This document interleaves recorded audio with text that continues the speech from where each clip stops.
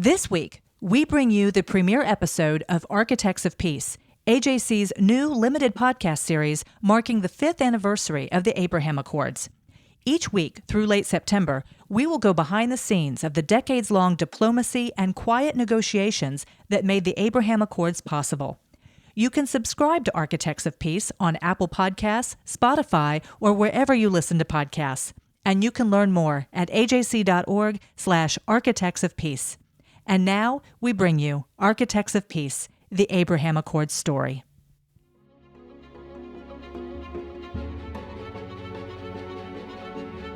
It has become clear to me in my travels in the region over the decades that more and more people across the Arab world understood the game.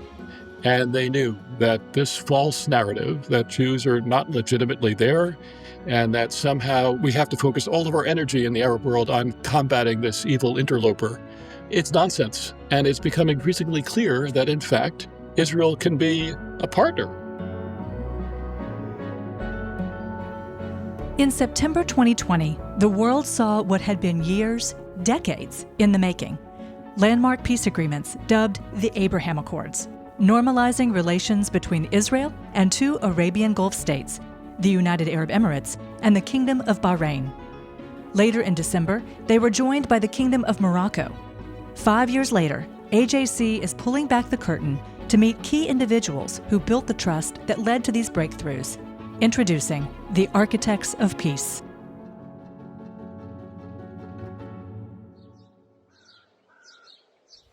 On the eve of the signing of the Abraham Accords, AJC Chief Policy and Political Affairs Officer Jason Isaacson found himself traveling to the end of a tree-filled winding road in McLean, Virginia, to sip tea on the back terrace with Bahraini Ambassador Sheikh Abdullah bin Rashid Al Khalifa and Bahrain's Minister of Foreign Affairs, Dr. Abdul Latif bin Rashid Al Zayani.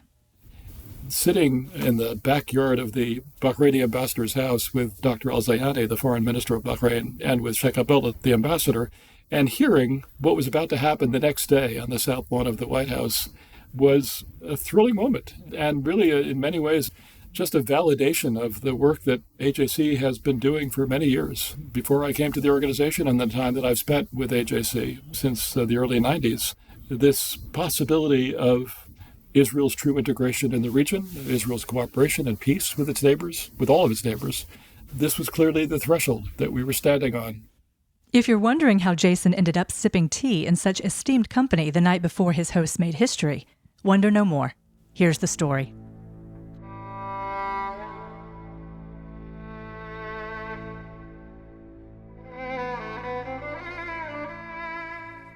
The people of Israel look to this palace with great anticipation and expectation.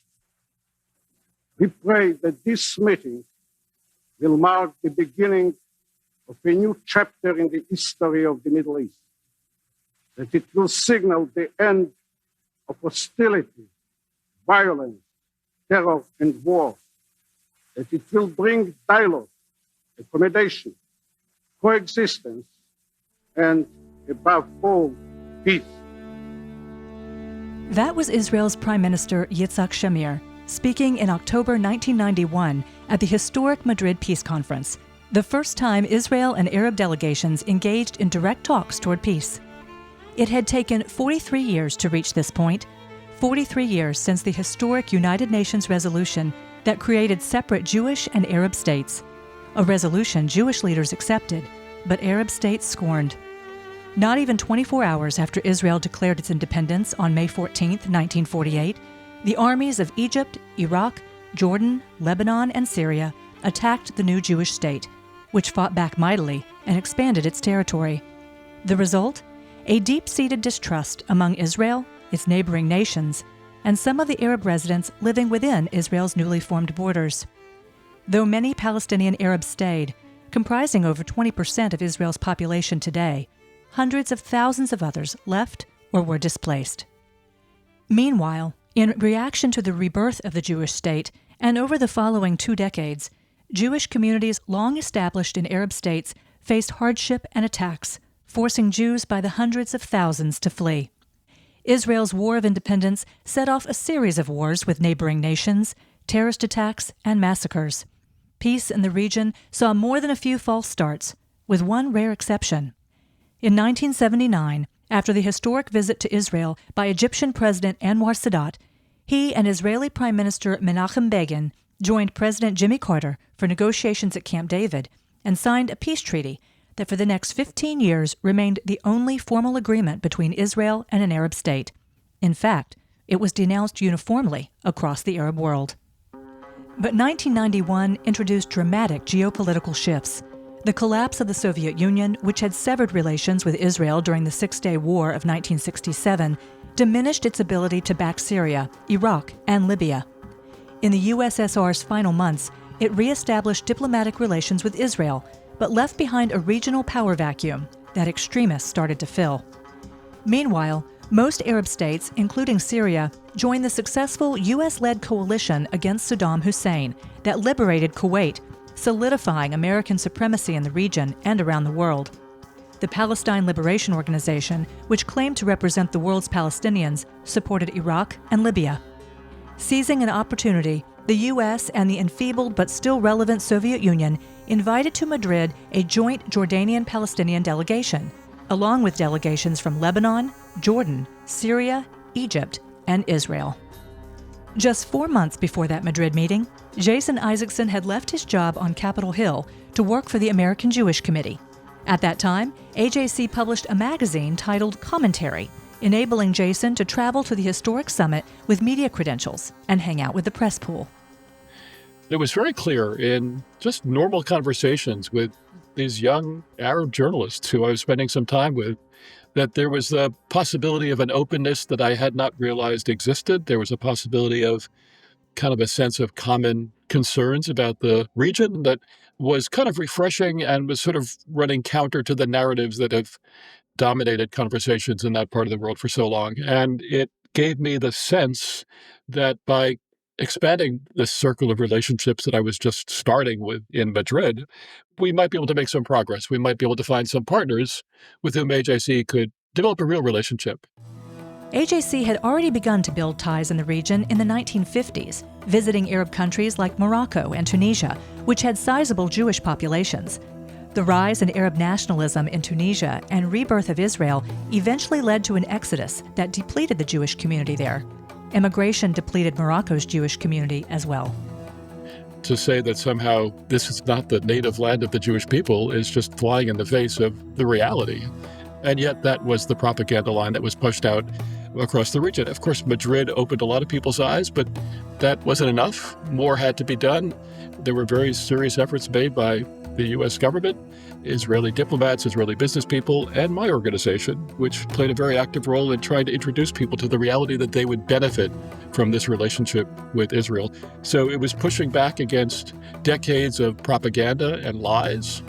And that was one of the roles that we assigned to ourselves and have continued to play. No real negotiations took place at the Madrid conference. Rather, it opened conversations that unfolded in Moscow, in Washington, and behind closed doors in secret locations around the world. Progress quickened under Israeli Prime Minister Yitzhak Rabin. In addition to a peace treaty between Israel and Jordan reached in 1994, secret talks in Norway between Israel and PLO resulted in the Oslo Accords, a series of agreements signed in 1993 and 1995 that ended the First Intifada after 6 years of violence and laid out a 5-year timeline for achieving a two-state solution. Extremists tried to derail the process. A Jewish extremist assassinated Rabin in 1995, and a new terror group launched a series of suicide attacks against Israeli civilians. Formed during the First Intifada, these terrorists became stars of the Second. They called themselves Hamas.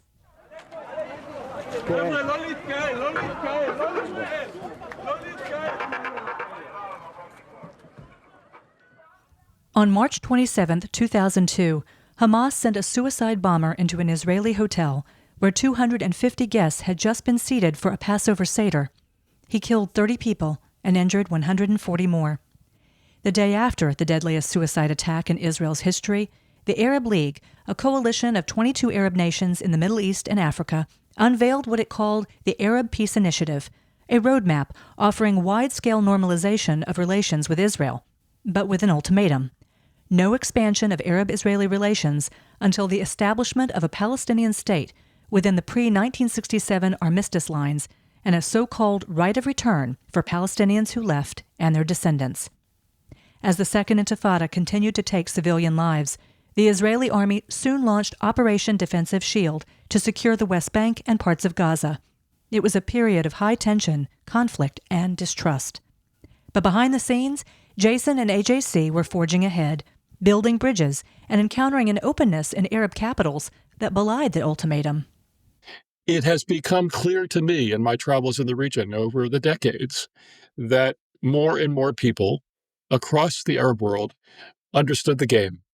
And they knew that this false narrative that Jews are not legitimately there and that somehow we have to focus all of our energy in the Arab world on combating this evil interloper, it's nonsense. And it's become increasingly clear that, in fact, Israel can be a partner of Arab countries. Jason led delegations of Jewish leaders to Arab capitals, oversaw visits by Arab leaders to Israel, and cultivated relationships of strategic and political consequence with governments and civil society leaders across North Africa, the Levant, and the Arabian Peninsula. In 2009, King Mohammed VI of Morocco bestowed on him the honor of Chevalier of the Order of the Throne of the Kingdom of Morocco. Jason's priority was nurturing one key element missing from Arab-Israeli relations, an element that for decades had been absent in most Middle East peace negotiations: trust. Nothing is more important than developing trust.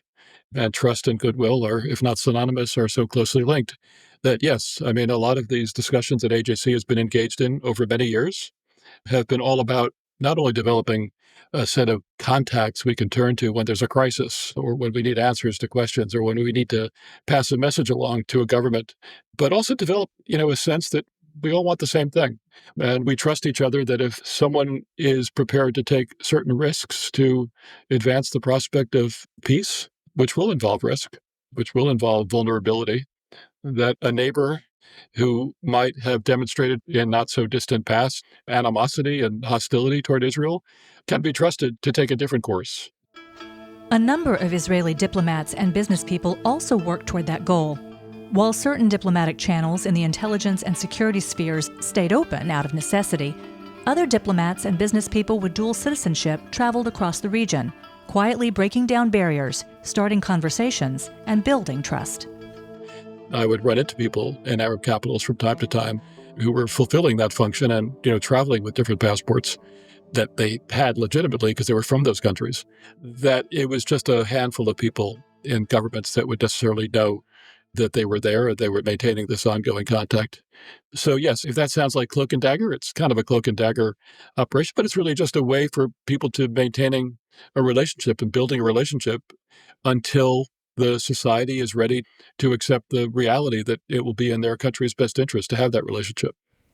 Privately, behind the scenes, signs emerged that some Arab leaders understood the role that Jews have played in the region's history for millennia and the possibilities that would exist if Muslims and Jews could restore some of the faith and friendship of bygone years. I remember sitting with King Mohammed VI of Morocco just weeks after his ascension to the throne, so going back more than a quarter century, and hearing him talk with me and AJC colleagues about the 600,000 subjects that he had in Israel. Of course, these were Jews, Israelis of Moroccan descent, who are in the hundreds of thousands. But the sense that these countries really have a common history. Common history, yes. Common goals, too. And not for nothing, a common enemy. The same extremist forces that have been bent on Israel's destruction have not only disrupted Israeli-Arab peace, they've prevented the Palestinian people from thriving in a state of their own, and now threaten the security and stability of the entire region. We are hopeful that in partnership with those in the Arab world who feel the same way about the need to push back against extremism, including the extremism promoted, promulgated, funded, armed by the Islamic Republic of Iran, that we can have enough of a network of supportive players in the Arab world, in the West, working with Israel and working with Palestinian partners who are interested in the same future a real future, a politically free future, where we can actually make some progress. And that's an ongoing effort. And this is a point that we made consistently over many years. If you want to help the Palestinian people, and we want to help the Palestinian people, but if you, fill in the blank, Arab government official, your country wants to help the Palestinian people, you're not helping them by pretending that Israel doesn't exist. You're not helping them by isolating Israel, by making Israel a pariah in the minds of your people. You will actually have leverage with Israel, and you'll help the Palestinians when they're sitting at a negotiating table across from the Israelis if you engage Israel. If you have access to the Israeli officials and they have a stake in your being on their side on certain things and working together on certain common issues. Jason says more and more Arab leaders are realizing, with some frustration, that isolating Israel is a losing proposition for all the parties involved. It has not helped the Palestinian people. It has not kept extremism at bay. And it has not helped their own countries and their own citizens prosper. In fact, the limitations that isolating Israel imposes have caused many countries to lag behind the tiny Jewish state. I think there was just this sense of how far back we have fallen, how much ground we have to make up. We need to break out of the old mindset and try something different. But they were saying that before the Abraham Accords. They were saying it in the years leading up to the Abraham Accords with increasing frustration for the failure of Palestinian leadership to seize opportunities that had been held out to them. But frankly, also contributing, I think, to this was this insistence on isolating themselves from a naturally synergistic relationship with a neighboring state right next door that could contribute to the welfare of their societies, that it just didn't make a whole lot of sense, and it denied them the ability to move forward. Jason remembers the first time he heard an Arab official utter the words out loud, expressing a willingness, dare say desire, to partner with Israel. It took a long time, but I could see in 2016, 17, 18, 19, this growing awareness, and finally hearing it actually spoken out loud in one particular conference that I remember going to in 2018 in Bahrain by a senior official from an Arab country. It took a long time for that lesson to penetrate, but it's absolutely the case. In 2019, Bahrain hosted an economic summit where the Trump administration presented its Peace to Prosperity plan, a $50 billion investment proposal to create jobs and improve the lives of Palestinians while also promoting regional peace and security. Palestinians rejected the plan outright and refused to attend. Bahrain invited Israeli media to cover the summit.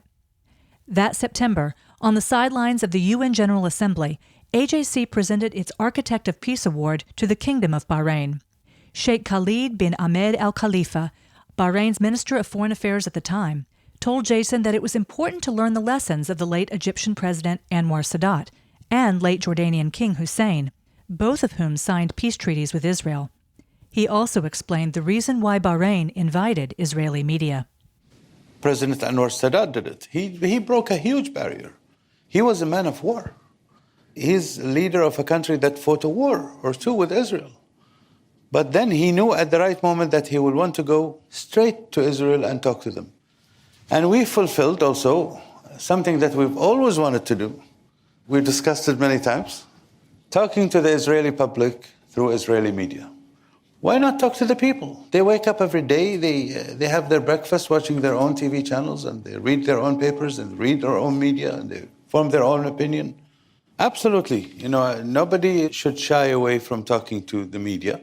We are trying to get our point across in order to convince. Or how will you do it? There's no language of silence. You'll have to talk, and you'll have to remove all those barriers. And with that, trust can be built. Jason had spent decades building that trust, and the year to come yielded clear results. In May and June 2020, UAE Ambassador to the UN Lana Nusseibeh and UAE Minister of State Dr. Anwar Gargash both participated in AJC webinars to openly discuss cooperation with Israel, a topic once considered taboo. So when the Abraham Accords were signed a few months later, for Jason and AJC colleagues who had been on this long journey for peace, it was a natural progression, though no less dramatic. sitting with Minister al-Khalifa's successor, Dr. al-Zayani, and the Bahraini ambassador on the evening before the White House ceremony, it was time to drink a toast to a new chapter of history in the region.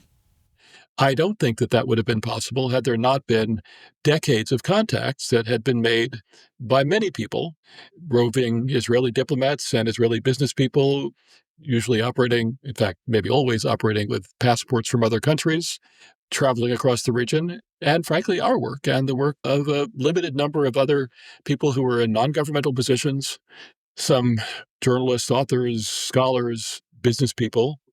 And we certainly did a great deal of this over decades, would speak with leaders in these countries and influential people who are not government officials, and opening up their minds to the possibility of the advantages that would accrue to their societies by engaging Israel and by better understanding the Jewish people and who we are, what we care about, who we are not, because there was, of course, a great deal of decades, I should say centuries and millennia, of misapprehensions and lies about the Jewish people. So clearing away that baggage was a very important part of the work that we did, and I believe that others did as well. We weren't surprised. We were pleased. We applauded the Trump administration, the president and his team for making this enormous progress on advancing regional security and peace, prosperity. We are now hoping that we can build on those achievements of 2020 going forward and expanding fully the integration of Israel into its neighborhood.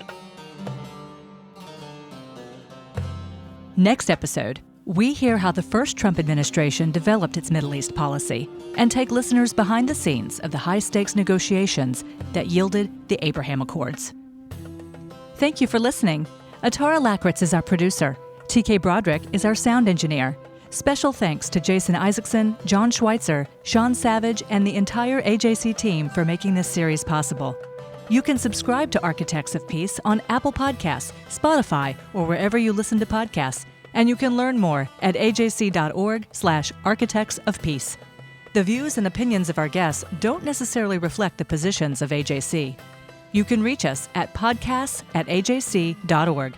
If you've enjoyed this episode, please be sure to spread the word and hop onto Apple Podcasts or Spotify to rate us and write a review to help more listeners find us.